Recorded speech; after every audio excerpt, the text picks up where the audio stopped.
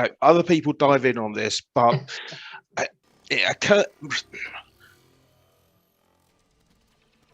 So, in your work, Gabrielle, Andrew, in your work, what you're doing is you're helping people that have maybe felt different for a while but not known what it is, or maybe have had a diagnosis, but we're pretty certain now that diagnosis really is something that more neurotypical brains do for this sense of belonging, sense of tribe, which is primeval. When I started down my journey, I noticed it as a binary thing. Like, bonk, yeah, that person's like me, or bonk, no, it's just a different energy. So I notice a different energy very distinctly from other neurodivergents, typically, to what would be what I used to call the norms. If the spectrum is 180 degrees, I thought that very neurodivergent people, so functional, Andrew, that their condition does not hamper what they do, but enhances what they do. I think that's probably, the sort of 85th, 90th percentile. You've then got a whole block of people that are entrepreneurs that, as Joseph pointed out, then you've got people who just have mild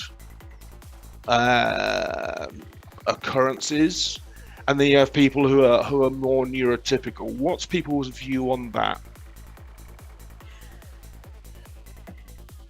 I think there's a difficulty that I have with someone saying, and I know you didn't specifically say this, but someone saying, oh, they have mild autism, or they have mild Asperger's, or they have mild dyslexia, because what you're actually meaning is it's how it is impacted on others and how the others see it.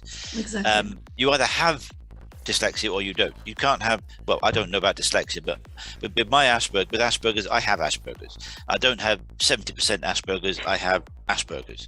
And my representation of that Asperger's will be completely different to the next person you see has Asperger's syndrome. But we have a commonality amongst us. So it's how others behave around you, is how others react to you, and it's how you behave in the circumstances of other people, be they team members, managers, and so on. That's how it manifests itself. So there's not a mild Asperger's. You either have Asperger's or you don't.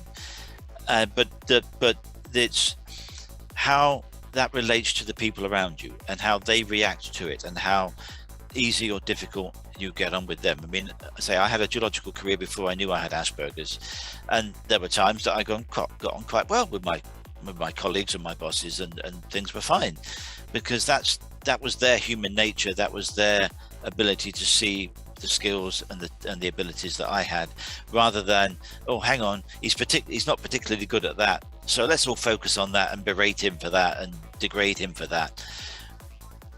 What they ultimately wanted was that you delivered a job that was the right standard in the right time, and if there's social aspects of you involved around that, then you have to find ways to manage that and deal with that. So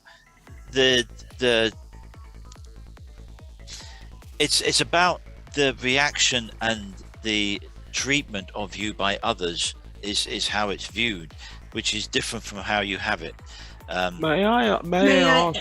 Oh, please, no, Gabrielle. May I add to that?